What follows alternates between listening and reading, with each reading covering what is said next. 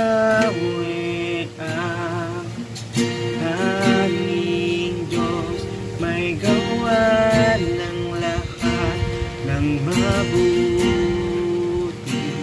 Ang lahat na nilikha mo'y sumasamba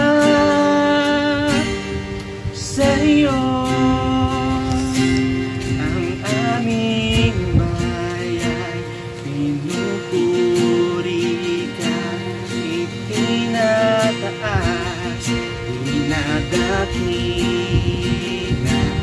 Ang aming puso ay iisang umaawi sa iyo. Mapalad ang bayan na iyong ibinukod, mapalad ang bansang sa iyo lamang sumusunod. Maghari ka't mandahan sa aming pagpupuri, ikaw lang, O Diyos.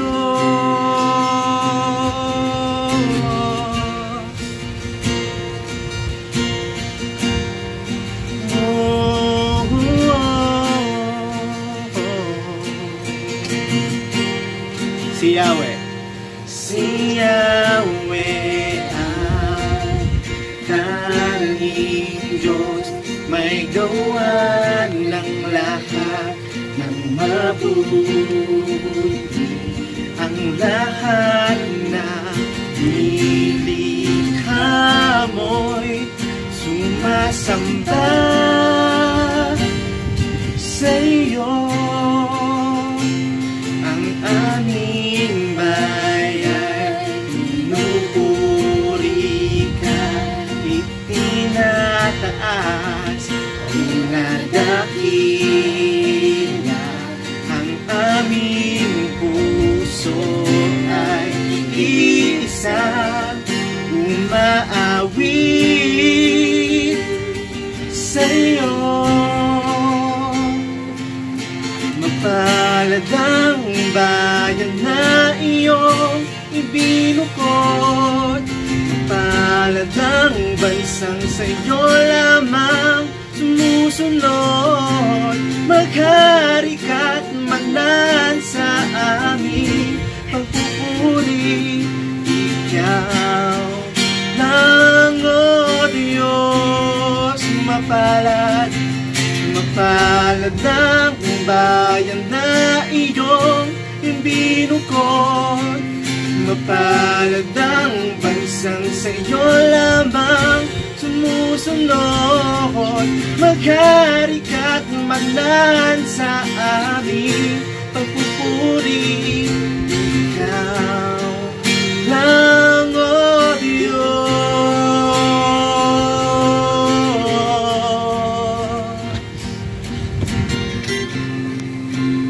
Oh,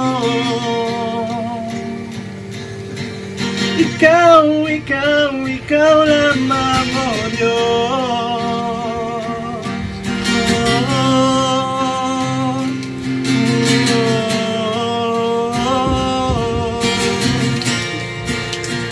Hallelujah. Hallelujah. Hallelujah. Pinupuri ka namin. Hallelujah. Hallelujah. Pinupuri ka namin. Hallelujah. Hallelujah. Pinupuri ka namin. Hallelujah. Hallelujah. Pinupuri ka namin. Mapalad ang bayan na iyong ibinukod, mapalad ang bansang sa iyo lamang sumusunod. sumusunod. Maghari ka't manan sa aming pagpupuri. Ikaw lang, O Diyos. Mapalad ang bayan na iyong ibinukod. Mapalad ang bansang sa'yo lamang sumusunod. Maghari ka't manan sa aming pagpupuri. Ikaw lang, O Diyos. Ikaw lang, O Diyos. Ikaw lang, O Diyos.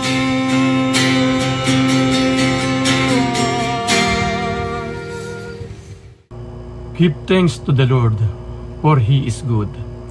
His faithful love endures forever. The stone rejected by the builders has now become the cornerstone. This is the Lord's doing, and it is wonderful to see. This is the day that the Lord has made. Let us rejoice and be glad in it. Let us come to the Lord in prayer. Father God, we come to you this morning with a grateful heart. Salamat po sa iyong dakilang pagmamahal sa amin na pinagmumulan ng kapayapaan ng aming mga puso.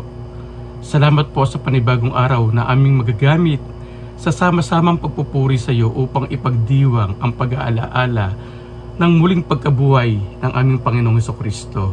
Ito po ay nagpakita ng ganap na tagumpay laban sa kamatayan. Father God, we come to you in a humble heart by surrendering all our transgression. Patawarin po ninyo kami, Panginoon, sa anumang pagkakasala na aming nagawa sa nakalipas na mga araw. Ito man po, Panginoon, ay aming nagawa ng sinadya o hindi sinasadya. Father God, we also come to you with a joyful heart sapagkat alam po namin na ikaw ay nalulugod kapag kami ay nakikita mo na nagagalak. Sa iyo po namin inayahandog ang aming pong mga gagawing pag-aawitan at pakikinig ng iyong salita. This is our prayer. In Jesus' name, Amen. Ngayon po ay patuloy tayong umawit ng mga papuri sa Panginoon. Tayo po ay pangungunahan ng ating pong kapatid na si Rupert. Good morning, church! Maligayang pista ng pagkabuhay.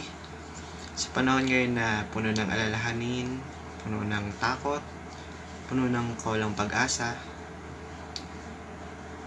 hindi man natin nakikita or hindi man natin nararamdaman, pero know this, church, one thing remains, that God is still on the throne and is continuously working with our lives. He promises hope and He promises a future. So, panghawakan natin yung promise na yun. The best is yet to come. So as we celebrate the resurrection of Christ, the very essence of our faith, let's give Him the glory, the honor that He deserves. Sama-sama po tayo magpuri, sama-sama po tayo mawit.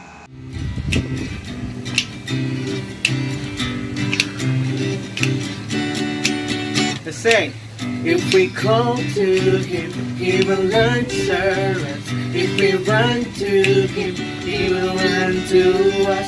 If we lift our hands, He will lift us up.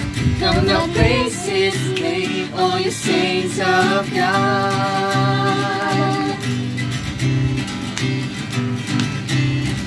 Let's sing for joy. Oh, sing for joy to God our strength. Oh, sing for joy to God our strength, our strength.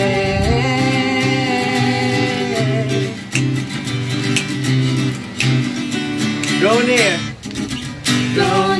to Him, He is here with us. Give Him your love, He's in love with us. He will heal our hearts, He will cleanse our hands. If we rend our hearts, He will heal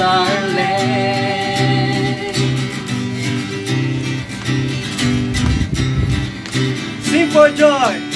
Oh, sing for joy to God our strength. Sing, sing for joy to God our strength. Sing, oh, sing for joy to God our strength. Oh, sing for joy to God our strength, our strength.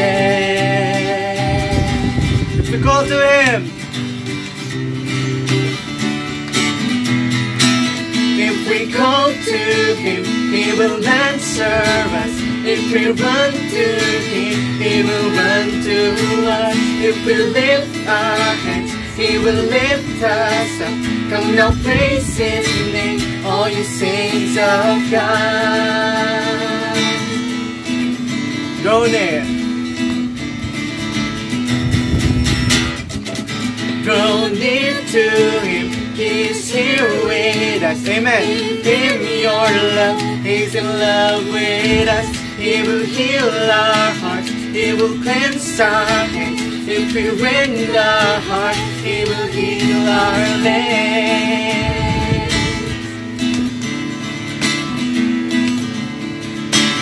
Let's sing. Oh, sing for joy to God our strength. Oh, sing for joy to God our strength. Sing. Sing for joy to God our strength. Oh, sing for joy to God our strength. Oh, sing for joy to God our strength. Sing, sing for joy to God our strength, our strength.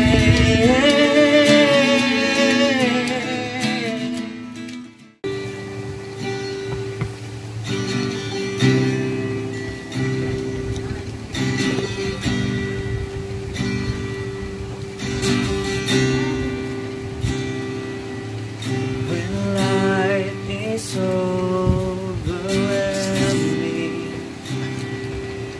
and fear is all I feel, the word that lives inside me reminds me you are here. My hope you restore, your promise is sure, and I am convinced you are faithful.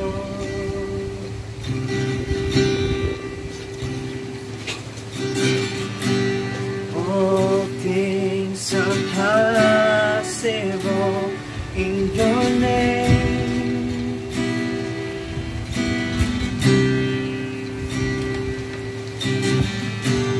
All things are possible in your name.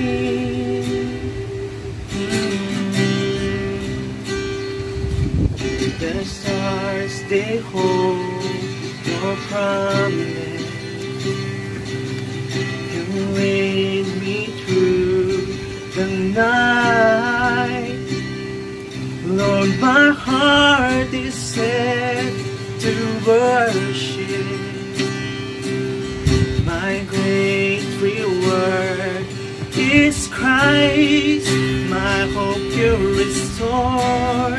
Your promise is sure, and I am convinced that you are faithful. 'Cause my hope you restore. Your promise is sure, and I am convinced that you are faithful.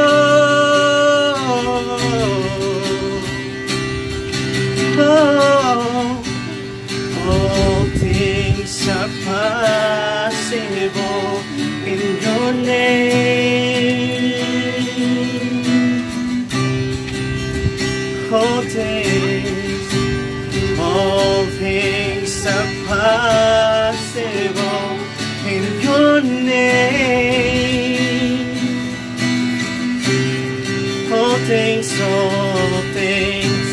all things are possible in your name. Yes, Lord, all things are possible in your name. All shadows are lost, your light breaking through. And no more, I see only you. All shadows are lost, your light breaking through. Shaken no more, I see only you. I see only you.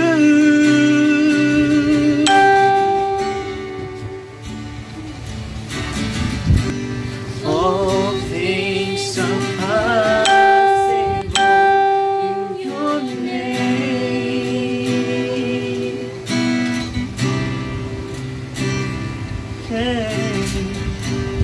All things are possible in your name. Yes, Lord. All things are possible in your name.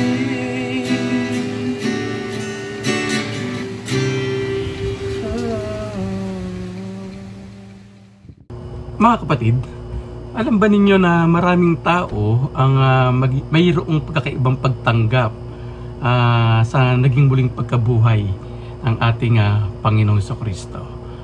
Mayroon pong iba na mga natatakot o nalilito, samantalang ang iba naman po ay napuno ng kagalakan sa kanilang mga puso. Ngunit ako po ay naniniwala na ang Pasko ng muling pagkabuhay ay lagi pong isang espesyal na araw para po sa mga tulad po nating mananampalataya ng Panginoon. So this morning po sa ating pagdiriwang ng Easter Sunday 2020, tayo po ay pinagpala ng Diyos na mapadalan ng kanyang mensahe gamit ang tumatayo po nating ama ng Conservative Baptist Association of the Philippines. Ang asosasyon po na ating pong kinabibilangan. Mga kapatid, pakinggan po natin ang mensahe ng Diyos na ipagkakalob sa atin ni Dr. Reynaldo Abante.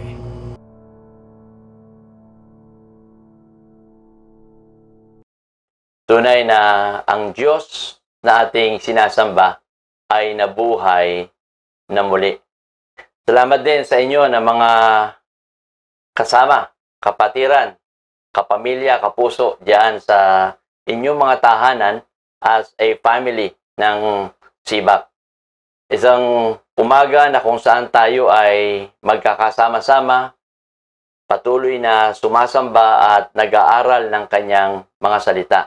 Una, nais kong pasalamatan ang mga pastors natin na sa ilang linggong ito na tayo ay merong lockdown, ay patuloy na nagla-live, nagre-record at pinaglilingkuran ang inyong mga iglesia. Salamat din po sa inyo na mga leaders natin, kabahagi, kabalikat ng mga pastors na nag-aaruga at tumitingin sa kalagayan ng mga membro.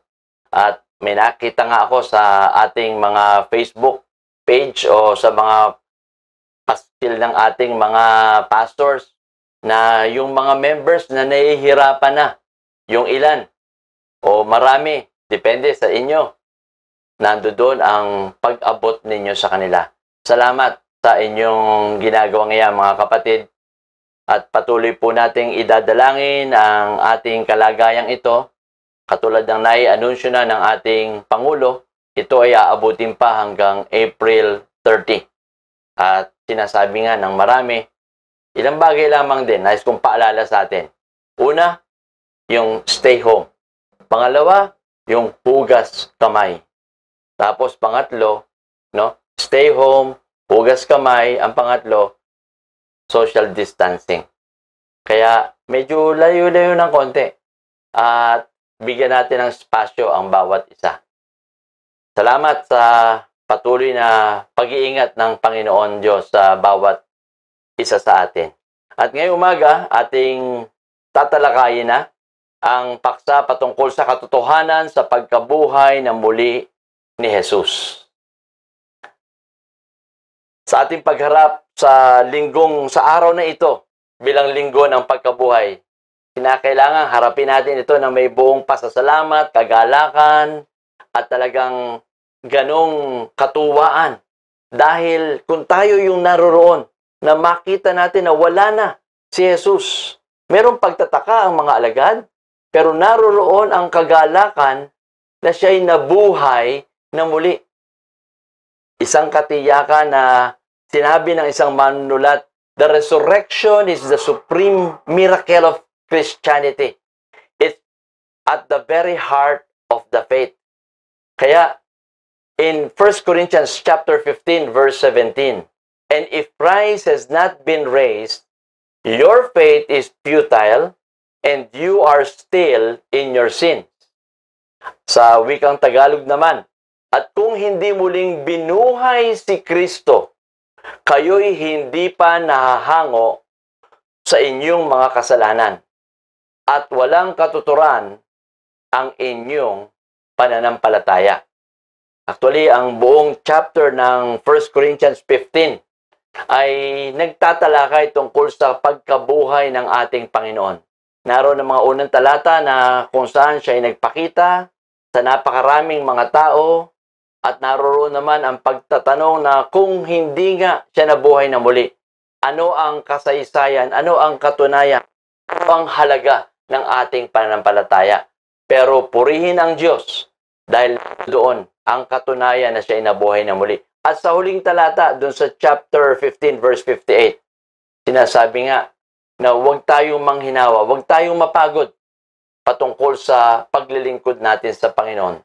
Dahil ang lahat ng ito ay merong malaking kabuluhan o hindi babalik ng anumang nawala mong bagay para sa Kanya. So tayo muna ay manalangin. Panginoon Diyos, nais mo naming lumapit sa inyo sa umagang ito.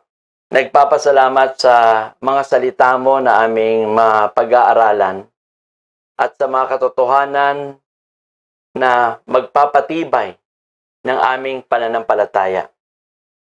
At ang katotohanan ng iyong anak ay muling nabuhay.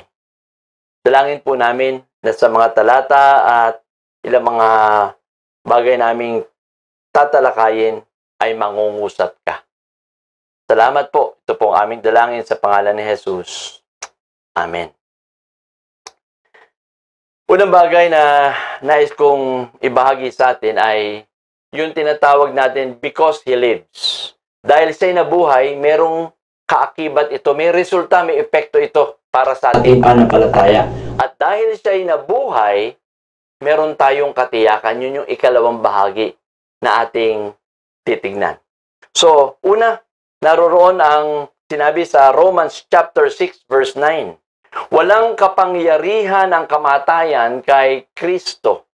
Hindi na muling mamamatay si Kristo. Because He lives, o dahil siya'y muling nabuhay, that will never have any dominion over Christ again. O hindi na muling mamamatay si Kristo. Or walang kapangyarihan ang kamatayan kay Kristo. As we all know, and as we believe, that during that Friday, that Christ suffered at the cross of Calvary for your sin and my sin, and for the sin of the world, sa kasalanan ng sangkatauhan, hindi siya nanatiling patay, dinala siya sa isang libingan, at pagkatapos nun ay libing, pagkalipas ng 3 araw, katulad ng kanyang ipinangako, siya'y nabuhay na muli. Kung kaya't death will never have any dominion over Jesus Christ.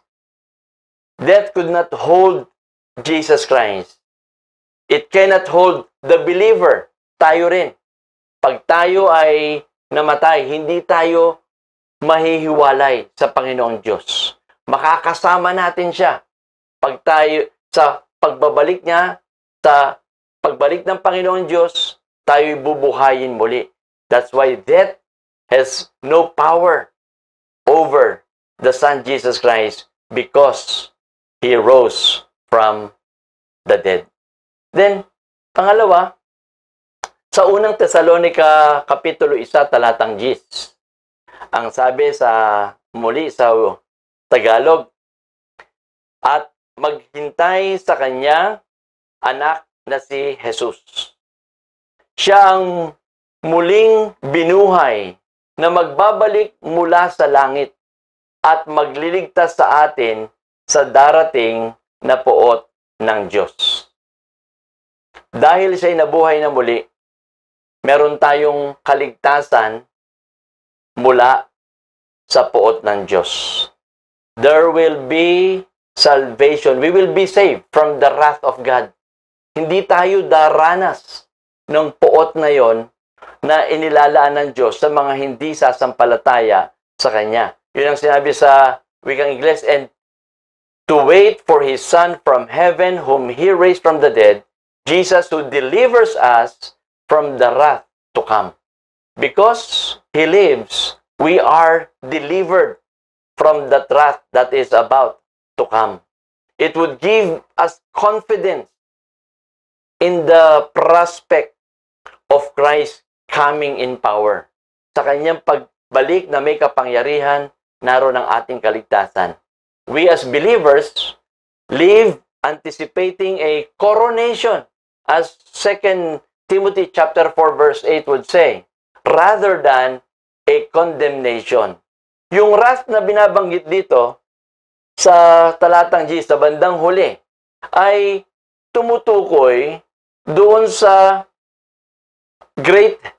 ang isang judgment na magkakaroon ay yung Great Tribulation. At ito ay magiging sa pangbuong mundo. Ito'y sa hinaharap. At meron pang another judgment na mangyayari. Yung tinatawag nating Great White Throne Judgment at the end of the millennium. Pero hindi natin bibigyan ng malawak pa yan. Pag-aralan nyo na lang, hindi yan ang ating paksa. Pero nais ko lang ipakita at makita natin dito yung katotohanan. Because He lives, He was victorious over death, and that is the payment for the wrath of God. Tayo ay merong kaligtasan na magmumula sa Kanya. Then ang pangatlo na nais kong tingnan natin ay mula sa Romans chapter 8 verse 34. And this is what it says. Sino nga ang hahatol ng kaparusahan? Si Kristo Jesus bang nasa kanan ng Diyos? Siya pa nga ang namatay at muling binuhay at ngayon mamamagitan para sa atin. Ang ikatlong bagay ay wala na tayong kaparusahan at may tagapamagitan tayo. We will no longer suffer,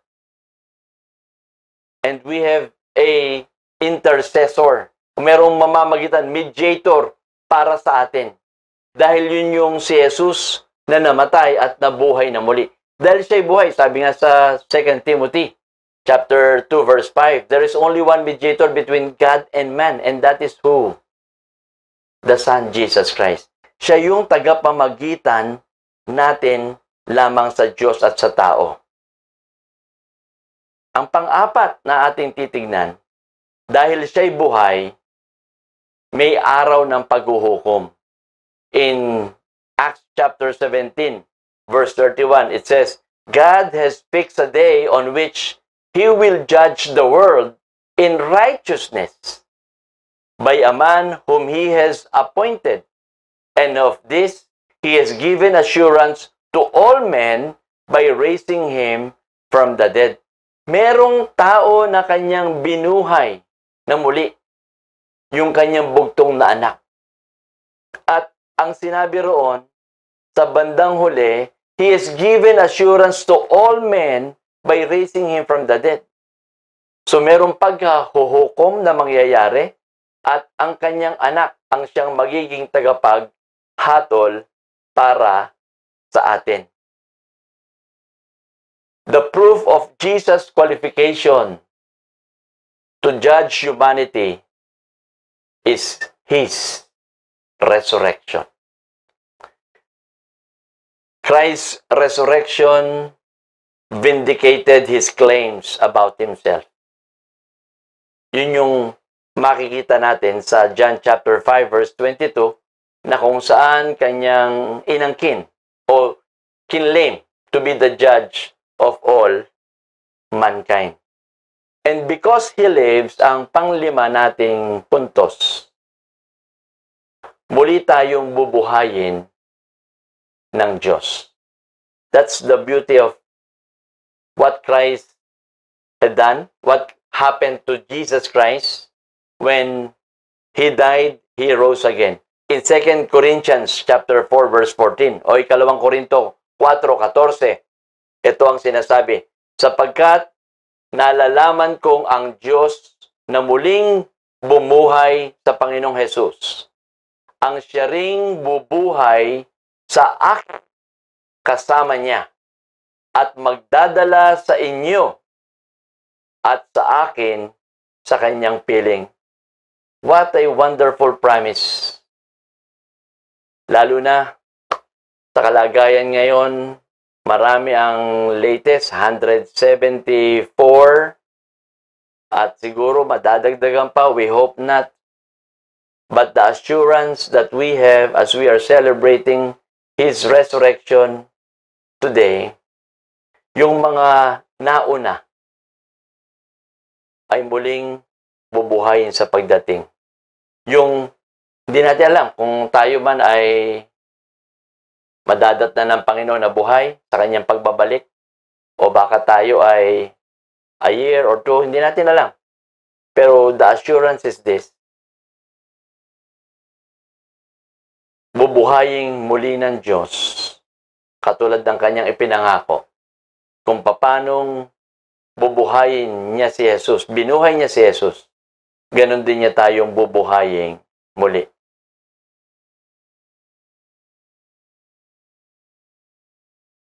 Ang pangalawang bahagi ng ating pag-aaral tungkol sa katotohanan ng pagkabuhay ng muli ni Jesus. Dahil siya'y buhay, meron tayong katiyakan sa Kanya. Because He lives, we have the assurance of, una, the assurance of forgiveness when we repent of our sins. Yung katiyakan ng kapatawaran ng ating mga kasalanan pag tayo ay nagsisi.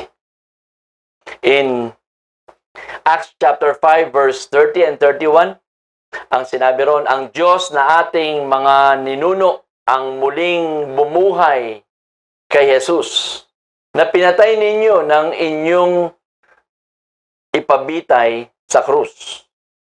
And then verse 31, iniakyat siya ng Diyos sa kanyang kanang bilang tagapanguna at tagapagligtas upang bigyan ng pagkakataon ang mga Israelita na magsisi, tumalikod sa kanilang mga kasalanan at sa gayon sila'y patawarin.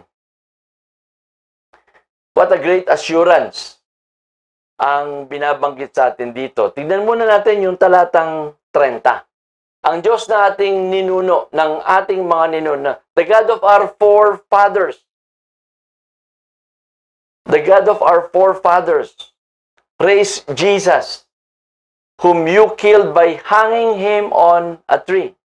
God exalted Him at the right hand as leader and Savior to give repentance to Israel.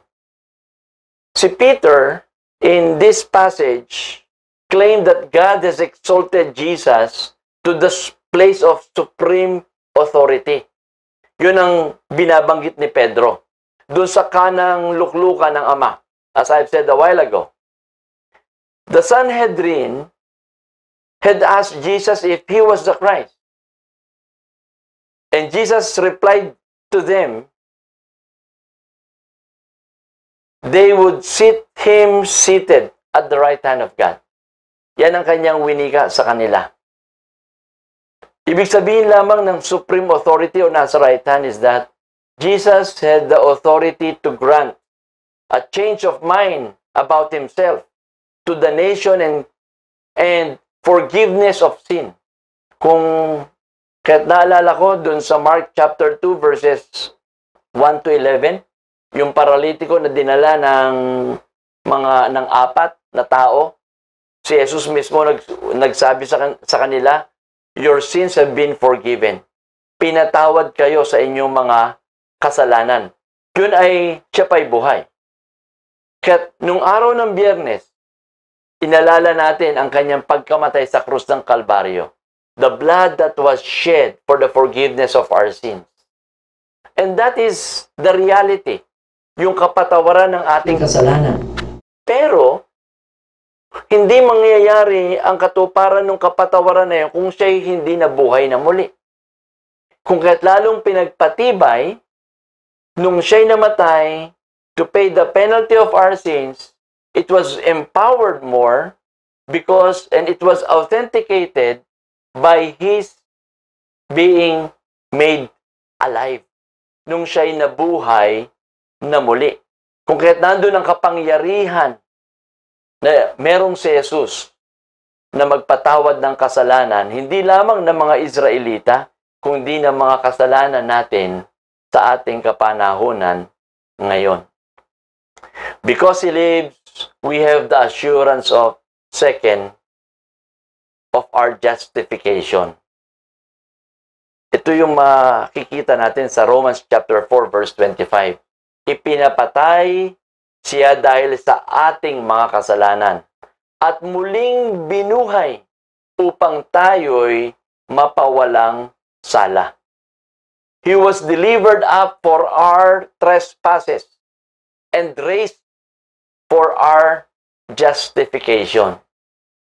Kaya nung katotohanan ng kanyang pagkabuhay na muli, ay nagbibigay pagpapalakas para sa iyo, sa akin, sa ating lahat, na tayo'y makakaharap sa Diyos na makapangyarihan sa lahat, not because I am a pastor, you are a church worker, dahil ikaw ay elder, deacon, Sunday school teacher, choir, o song leader, o band or what, o cell group leader, o life group.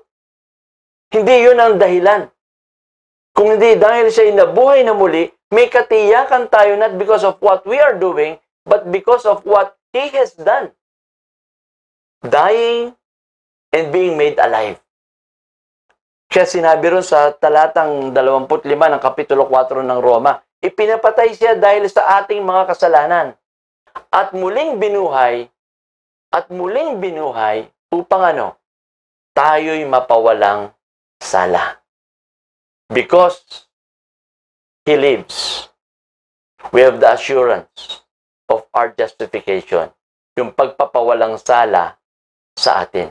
So we are made righteous before God because of Christ. Ang pangatlong bagay ay makikita naman natin sa unang Pedro Kapitulo 1 talatang 3. Ito ang sinasabi. But His great mercy we have been born anew to a living hope through the resurrection of Jesus Christ from the dead. Purihin natin ang Diyos at Ama ng ating Panginoong Hesukristo. Dahil sa laki ng habag niya sa atin, tayo'y isinilang sa isang panibagong buhay sa pamamagitan ng muling pagkabuhay ni Kristo Jesus. Ang bagong buhay na iyan ang nagbigay sa atin ng malaking pag-asa. Ang bagong buhay na yan ang nagbigay sa atin ng malaking pag-asa. Ito yung malaking pagpapala dito sa bawat isa, that because He lives, we have the assurance of our new birth in Him and our living hope. Meron tayong malaki o dakilang pag-asa, buhay na pag-asa sa ating Panginoong Diyos. Ang sinabi dito sa unang Pedro na napakaganda ay dahil nga nung isinilang si Jesus, namuhay, at pagkatapos mamuhay, siya'y nangaral. Nakitaan natin ang paggawa ng mga mirakulo, ng pagdidisplay ng kanyang kapangyarihan. Ang mga makasalanan ay pinapatawad, ang mga may karamdaman ay pinagagaling. Pero yung nangyari sa kanya, sinabi rito, dahil sa laki ng habag niya sa atin, because of His mercy, we, every one of us, are sinners. But because of His mercy, He gave us new life in Him, new birth in Christ alone. Ang buhay na meron tayo ay nasa kamay ng Diyos. We don't know how long are we to live in this world. Sa nangyayari, nakakalungkot, nakakagulat, doctors who care, pass away. Nurses who care, pass away. People without any travel history, been sick of COVID-19, have passed away. Hindi natin alam sino. Hindi natin alam kung paano. Pero ang maganda na maaaring magkaroon tayo ng katiyakan, it is because of His great mercy, we can have that new birth. Na manumbalik tayo sa Panginoong Diyos. Ikaw na nakikinig o nandyan ngayon sa iyong TV o nandyan sa iyong laptop o cellphone, maaaring hindi pa nagagawang kilalanin si Jesus bilang yung personal na tagapagligtas. Ang dalangin ko ngayon at hamon ko sa iyo, kaibigan, una, kilalanin mo na ikaw ay makasalanan. Pangalawa, humingi ka ng tawad sa mga kasalanang iyan. At pangatlo, tanggapin mo siya at panampalatayaan sa iyong buhay bilang Panginoon at tagapagligtas mo. Yung bagong buhay ay ipagkakalob niya sa iyo at magbibigay pa siya sa iyo ng malaking pag-asa o yung dakilang pag-asa na makasama siya magpawalang hanggan. Ang ikaapat na makikita natin, because He lives, we are assured of the promise of the Holy Spirit that has been poured out to us. Doon sa Acts chapter 2, verse 32 and 33. Ito ang sinasabi. This Jesus God raised up, and of that we are all witnesses. Being therefore exalted at the right hand of God, and having received from the Father the promise of the Holy Spirit, He has poured out this which you see and hear. Here in chapter 2, it's the apostle, no? Sila Pedro ang nagwika, at nung kanyang pangaral, kanyang binabanggit at sinasabi na itong si Kristo na muling binuhay ng Diyos at saksi kaming lahat sa mga bagay na ito. Pinapatunayan niya as a witness. Nakita nila empty tomb, nakita nila pumasok sa kwarto, nakita nila doon sa Sea of Galilee, nung wala silang mahuli, ang daming nahuling isda. Kaya sabi niya ganun dito sa talatang 30 ng Kapitulo 2, itong si Jesus na muling binuhay ng Diyos at saksi kaming lahat sa bagay na ito because they are eyewitnesses. But in verse 33, nang sinabi ng itaas siya sa kanan ng Diyos, again, He was given the supreme authority. Tinanggap niya sa kanyang Ama ang ipinangakong Espiritu. Remember in Christ word sa kanyang mga disciples sa chapter 14, 15, and 16, but more so sa chapter 14 at 16, yung kanyang ipinapangako na Santo Espiritu, the Paraclete, the Comforter. Sabing gano'n sa huling talata ng bahagi ng 33, at ito'y kanyang ipinagkaloob sa amin. Sino yung amin? Yung mga alagad. Yung Day of Pentecost, when the Holy Spirit came down. Nandun ngayon yung sabi, tulad ng inyong nakikita at narinig ngayon. So this dwelling of the Holy Spirit has been in them. Tayo, pag kumilala kay Kristo, nangyayari ang pagpananahan niya sa atin. At mangyayari naman yung patuloy na pagpupuspos ng Espiritu sa atin sa ating patuloy na pagsunod sa Kanya. Yung sa ating pagpapasako sa Kanya. So, mga kapatid, napakaganda na ang lahat ng ito na nangyayari ay maibabalik natin doon sa kadahilanan ng pagkabuhay na muli ni Jesus. So this assurance that Christ has rose again, and because He lives, we have that assurance of the promised Holy Spirit. Kaya kung tayo'y kumilala, nandoon ang Santo Espiritu sa atin. Mananahan at gagawa at kikilos. At ang panghuli, because He lives, we have the assurance of His personal fellowship with us always. Tayo'y kasama natin siya palagi. In Matthew chapter 28, verse 20, always when we said Matthew 28, tinitignan natin yung, ayan yung the Great Commission. Pero nalilimutan natin kung minsan yung huling bahagi sa pagsasagawa ng panawagan ng Diyos sa kanyang mga alagad to go and make disciples of all nations, teaching them to obey. Pero sa bandang huli, ang sinabi ron sa verse 20 is this, at turuang sumunod sa lahat ng ipinag-utos ko sa inyo. Tandaan ninyo, ako'y laging kasama ninyo hanggang sa katapusan ng sanlibutan.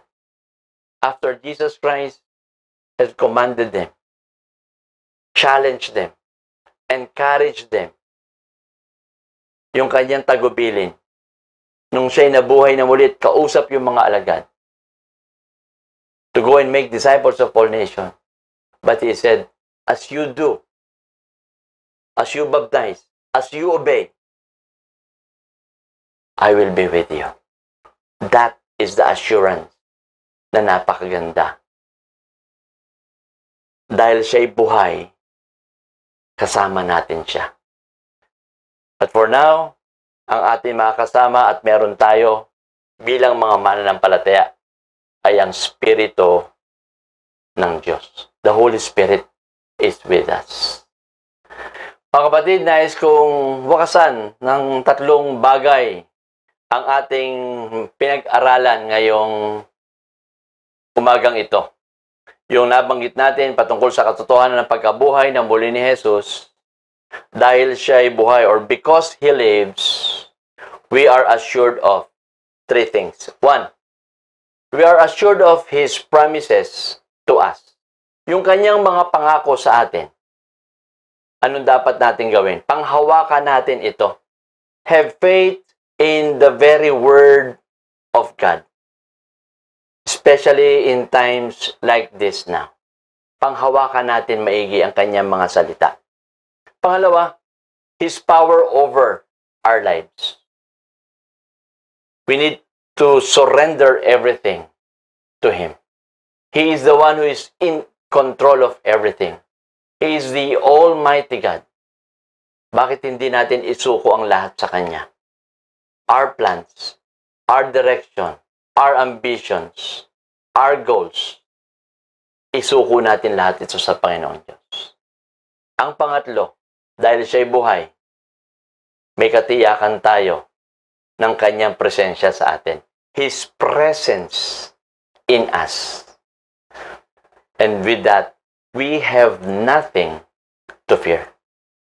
Kung siya'y sumasa atin, kaya nating harapin ang 2 linggo pang darating sa tulong at biyaya niya. Because He is in us. He will never leave us nor forsake us. Salamat, Sibab family. And I pray as we continue to celebrate this day and remember that He is alive.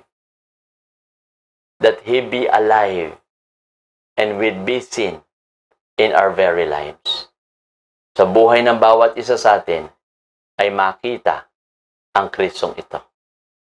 Tayo manalangin. Panginoon, nais ko naming magpasalamat sa iyong mga salita. Salamat sa katotohanan, 2,000 taon higit na ang nakalipas, na ikaw ay namatay at nabuhay na muli. Dahil ikaw ay nabuhay na muli, maaari naming harapin ang aming buhay na ito ng may kapangyarihan at walang takot. Dahil ikaw ay sumasa amin. Lord, many people are having fear right now. Marami po ang merong pag-aalala. Marami ang mga nababalisa. Puno ng pagkatakot at agam-agam. Dalangin ko po na inyong palitan ito ng Espiritu mo ng kapangyarihan sa amin. Tulungan mo po kami na mamuhay ng matagumpay para sa iyong kapurihan at kaluwalhatian lamang. Ito po ang aming dalangin, ang aking dalangin, sa pangalan ni Kristo Jesus. Amen. Salamat po sa Diyos sa buhay ng ating General Director, Dr. Reynaldo Abante, na patuloy niyang ginagamit upang igiya ang ating pong asosasyon sa Vision 2025. Nais ko lamang pong bigyan ng maikling o dagdag pananalita po yung mga bagay na tinalakay ng ating pong General Director sa paksang huling pagkabuhay ng ating Panginoong Jesucristo. Naalala ko po ang isang kaganapan doon po sa aklat ng Lucas na nagsasabi po tungkol sa kaganapan 3 days after na ang ating pong Panginoong Jesucristo ay ipako sa krus at inilibingan po. Doon po sa Lucas chapter 24 ay mababasa po natin na nagtipon-tipon ang kanya pong mga tagasunod at patuloy po nilang pinag-uusapan yung pong naging kaganapan nung nakalipas na 3 araw. At habang sila nga po ay nag-uusap, ay bigla pong tumayo sa kanilang harapan. Nagpakita po sa kanilang pong kalagitnaan ng Panginoong Jesucristo. Ito po makikita natin sa Luke chapter 24:36. At ang sabi po ng Panginoong Hesus sa kanila, sumainyo ang kapayapaan. Sa muli pong pagkabuhay ng Panginoong Hesus, nagpakita po siya sa kanyang mga alagad at binati sila ng kapayapaan. Ngunit sa halip po na tumugon sila ng kapayapaan, ang makikita po natin, ang mababasa po natin doon ay nagkaroon po sila ng magkakaibang mga reaksyon. Meron po mga nag-alinlangan, meron pong mga natakot, at kinailangan po na magpakita ng patunay ang ating pong Panginoong Hesus upang ito po ay mapalitan ng kagalakan at pagkamangha po. Ang kaganapan po na ito ng muling pagkabuhay ay pagsasalarawan po ng pagpatuloy na pagnanais ng Diyos na maibalik yung pong kapayapaan sa pagitan niya at ng tao na nasira po dahil nga po doon sa kasalanan. At bilang mga mananampalataya po ng Panginoong Hesus na nakababatid ng katotohanan ito, dapat tayo po ay namumuhay ng may kapayapaan sa harapan ng Diyos sa lahat po ng pagkakataon. 3 mabilis ang bagay lamang po ang nais ko pong bigyan ng pansin. Una, because Jesus was raised from the dead, let us be at peace to God with our past dapat po hindi na po tayo namumuhay sa nakalipas po natin na uri ng buhay. Wala na po dapat pangamba, wala na pong takot. Kasi alam naman po natin na tayo nga po ay pinatawad na ng Panginoon, at dapat ito po ay nagbibigay po sa atin ng kapayapaan. Hindi na po tayo namumuhay sa nakalipas.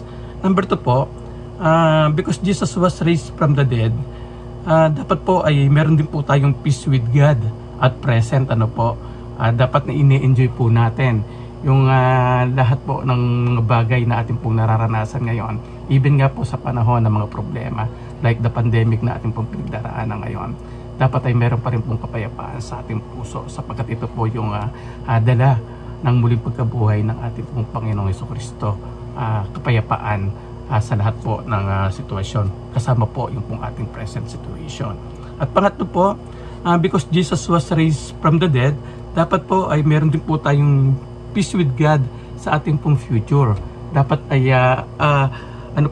yung assured po tayo ng kapayapaan, ng kalalagayan po sa harapan po ng ating Diyos na sa hinaharapan po. We don't know what will happen a few days from now or after weeks or a month. Hindi po natin talaga alam ang buhay, pero dapat po alam po natin, meron po tayong eternal security na anuman po ang mangyari, alam po natin na tayo po ay tutungo doon po sa presensya ng ating Panginoon. Before I pray, nais ko po munang batayin ng maligayang kaarawan sina Sister Eden at Sister Resi, na pareho pong magdiriwang ng kanila pong lockdown birthday this coming April 18. Mga kapatid, happy birthday sa inyong dalawa. Nawa ay patuloy na ibigay sa inyo ng Panginoon ang anumang naisin ng inyong mga puso. Tayo po ay lumapit sa Panginoon sa panalangin. Father God, we thank you for the message that Jesus is risen, at sa kanya pong muling pagkabuhay ay nag-alok po siya ng kapayapaan. Isang napakagandang estratehiya na iyo pong ginawa upang kami po ay makaranas ng ganap na tagumpay at kapayapaan laban sa anumang pinanggagalingan ng takot at anumang mga alalahanin sa buhay. Panginoon, bagamat mahaba-habang araw pa rin po ang aming enhanced community quarantine, at ito nga po ay extended pa hanggang April 30, kami po ay hindi nangangamba sapagkat alam po namin na ikaw ay patuloy po namin kasama, na hindi po ninyo kami iiwanan at pababayaan sa lahat ng aming mga pangangailangan. Kaya sa umagang ito, ang nais po namin patuloy na itaas sa iyo ay ang aming bansa at ang mga taong iyong ginagamit upang malabanan ang pagkalat ng COVID-19, hindi lamang po rito sa Pilipinas kundi sa lahat ng panig po ng mundo.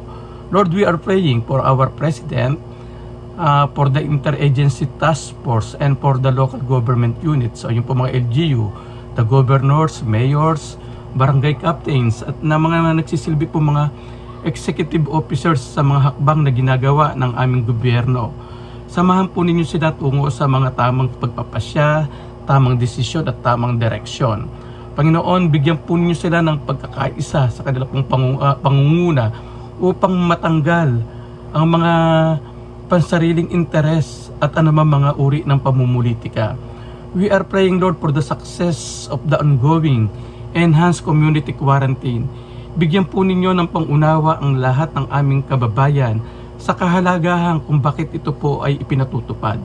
Nawa nga po ay hindi na kumalat pa ang virus ito sa pamamagitan ng pagsasagawa nito nga pong enhanced quarantine o community quarantine, Panginoon. Lord, we are also praying for your divine protection sa kanila. Kasama na po ang iba pa mga frontliners, health workers, kagaya po ng mga doktor, nurses, and other hospital staff. Mga peace and order officers na mga tulad po ng mga police, mga militar, security guards, at maging yung po mga barangay tanod at iba po mga volunteers. Nilalapit din po namin sa iyo, Panginoon, ang aming po mga kababayan na mga nagsisilbi po ng mga skeletal workforce sa mga sangay ng gobyerno, yung po mga nagdi-deliver at nagtitinda po ng mga pagkain at na iba po mga bagay na aming po kinakailangan. Nawa, Lord, ay patuloy niyo po silang iingatan at hindi po sila mahahawa, Panginoon, sa virus nga po, Panginoon, na nasa aming pong paligid. Lord, we are praying for healing and recovery of COVID-19 patients doon po sa aming mga PUM, doon po sa mga PUI. Ilayo mo rin po sila, Panginoon, at ang kanila po mga pamilya sa diskriminasyon mula po sa iba naming mga kababayan. At Lord, we are also praying for your continuous provision sa aming mga basic na pangailangan. Hindi lamang po, Panginoon, para po sa amin na mga bumubuo ng JWSPC family, kundi maging para sa lahat ng aming pong mga kababayan. Pagkasyay mo po, Panginoon, ang anumang resources meron kami at ang aming pamahalaan. Ang Diyos na pinagmumulan ng kapayapaan, na siya muling bumuhay sa ating Panginoong Hesus na naging dakilang pastol ng mga tupa dahil sa kanyang dugo ang nagpatibay sa walang hanggang tipan. Naway ipagkaloob niya sa inyo ang lahat ng kailangan ninyo upang maisagawa ang kanyang kalooban, at sa pamamagitan ni Jesucristo ay gawin niya sa atin ang nakalulugod sa kanya. Papurihan nawa si Kristo magpakailanman. Amen at amen. Magandang umaga po sa inyong lahat.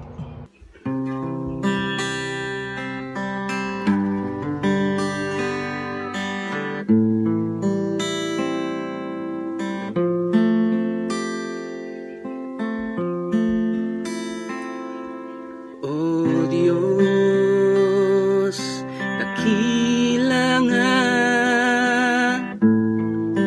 ang layunin mo. Ano pang mahihiling ko, kundi ang pasalamatan ka.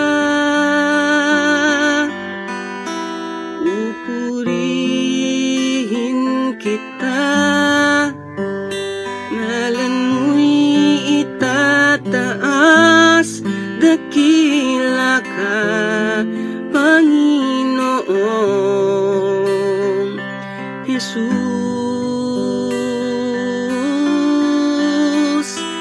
Aawitan kita, kalakip ay pagsamba, dakila ka, Panginoong Jesus.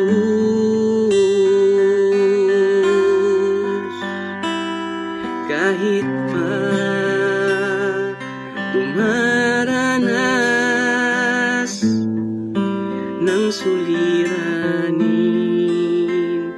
plano mo'y higit na dakila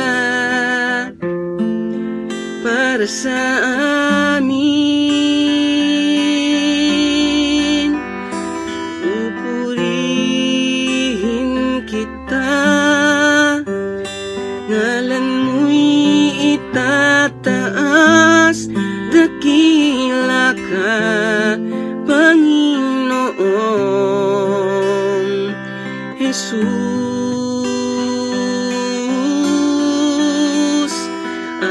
Aawitan kita, kalakip ay pagsamba, dakila ka, Panginoong Jesus.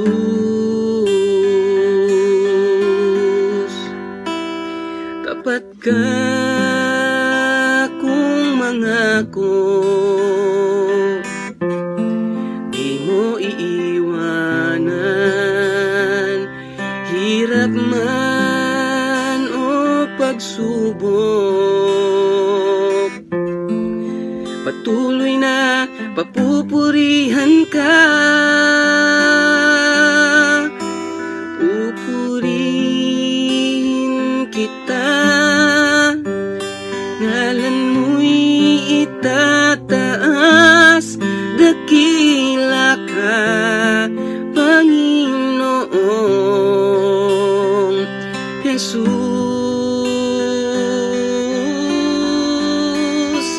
Aawitan kita, kalakip ay pagsamba, dakila ka, Panginoong Jesus.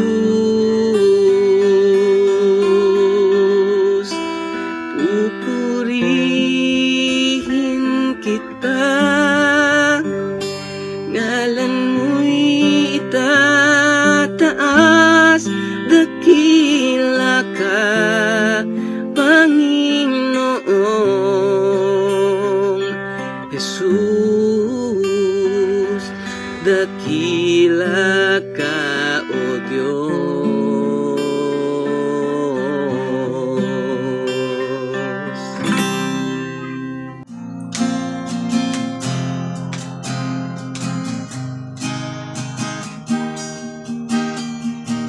I'm waking up to your glory.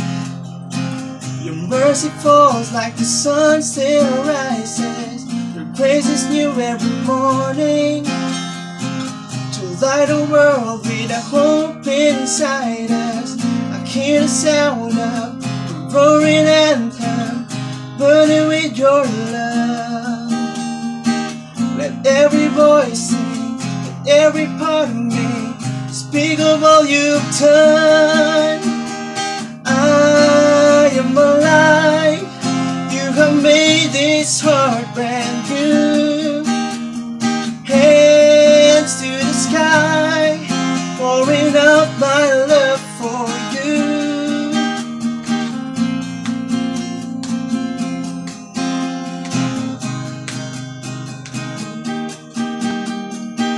Our praises echo your goodness. We'll lift you up as you rain down on us. We're overwhelmed by your freedom. There's nothing like living in your purpose. Hear the sound of an anthem, burning with your love. Let every voice sing, let every part of me speak of all you've done. I am alive. You have made this heart brand new. Hands to the sky, pouring out my love for you.